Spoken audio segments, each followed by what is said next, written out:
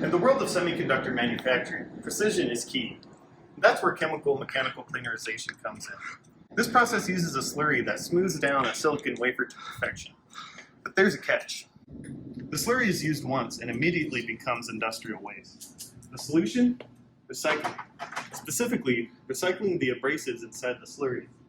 This solution not only reduces our environmental impact, but slashes costs significantly. Recycling isn't just about paper and plastic, it's also about conserving water to reduce our environmental impact.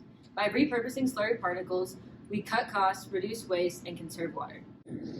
In order to understand what's in our slurry and how it behaves, we've used a number of tools. The first is spectrophotometer to understand the concentration of particles in the slurry. We've also used an accusizer and a scanning electron microscope to understand the size and shape of particles in the slurry. To separate our particles out of the slurry, we're using filters, a centrifuge, and other laboratory tools. In our experimentation, a fascinating discovery emerged. Drying the slurry gave rise to a crystalline structure.